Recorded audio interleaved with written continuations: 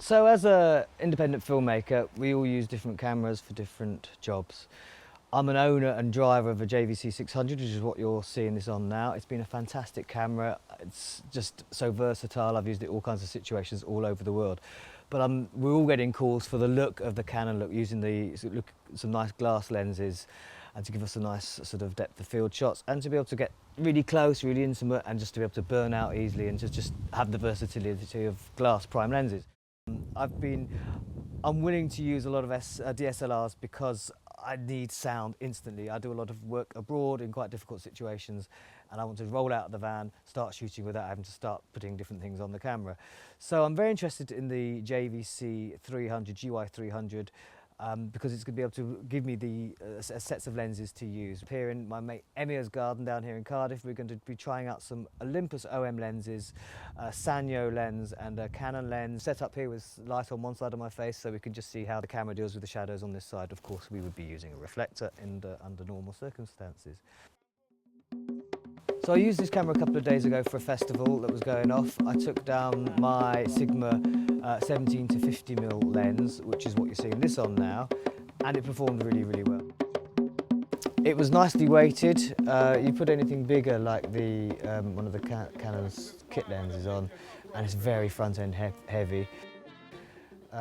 I gave the camera to a friend who'd never used the camera before and just asked him to film us. We were playing at the festival and he got some great shots off it. It just seemed to work fine. A bit of broken English.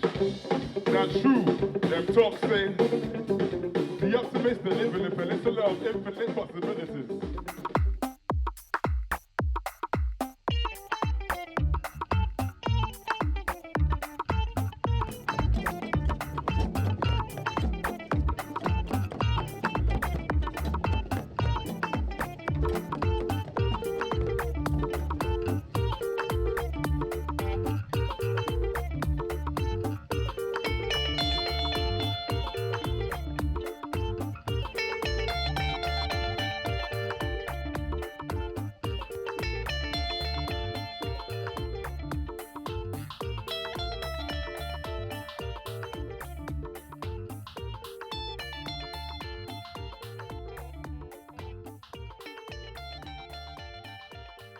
So this is my Canon kit lens, which I found in a taxi in Anaheim.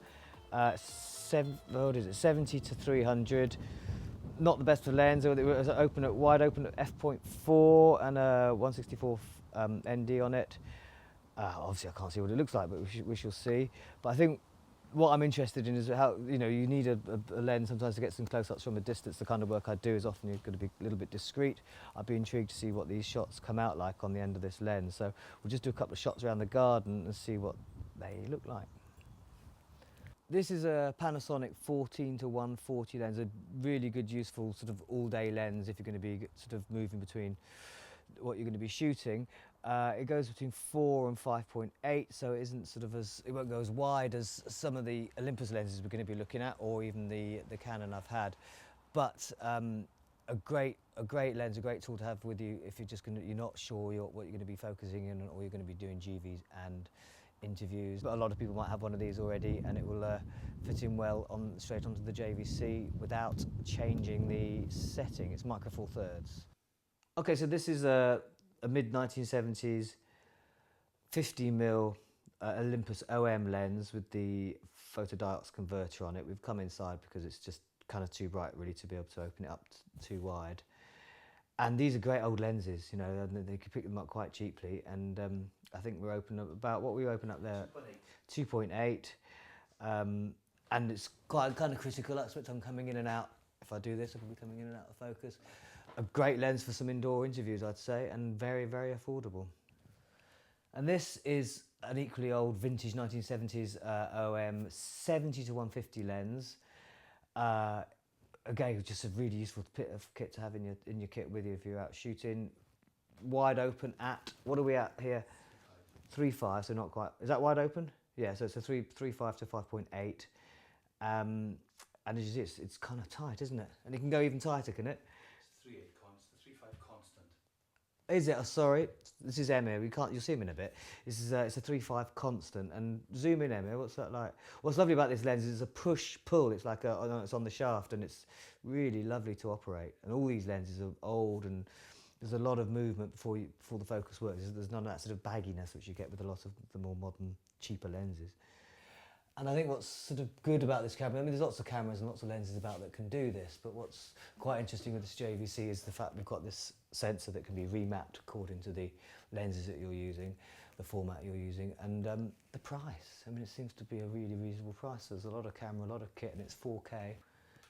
So here it is. As you see, it's small. It's not really much bigger than the Jvc Gy Ls300, which I bought a long time ago. Again, a great camera for travelling because it's so small you could almost put it in your pocket.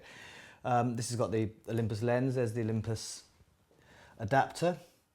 All in here. This is all fine. All happy with this. My main beef with it really is this viewfinder. So it's the same as the 100, the C100, the Canon 100. They just put a really underpowered viewfinder on it. It's just a bit small, and you can't get a vertical, you know, I won't be able to come down here and work like this very easily. I'd probably have to do it like this if I'm outside, or coming like this somehow, I don't know. There's a lot of space here. There's some modification could be done where they could probably make this handle slightly smaller, make this slightly bigger and bring it up. I don't know whether it's even possible for them to do that, maybe too far down the line. These are a little bit loose, so the slightest knock, these volume buttons, they're not quite as tight as they should be. So in fact, my friend was using it the other day, knocked channel 1, and we had no sound on channel 1. This is all good, it's safe and protected. One of the best features though with all the JVC cameras is this auto peaking, so you can just see what's in focus, but it will just highlight in red. Different recording formats. It's got interval record, which is just such a bonus. You know, you can go and get yourself some time lapse, which I did the other day. They're adjustable whether you want 2 frames every 5 seconds, 1 frame every second, proper. What else for it? You know, it's light. Ooh, throw it around. It's quite discreet. Of course, this comes off if you're not looking for sound, and you can really go as just as a tourist to get your shots of the sort of high commission in whatever country you happen to be filming and you're not meant to be filming in. So yes, you know, affordable, buyable.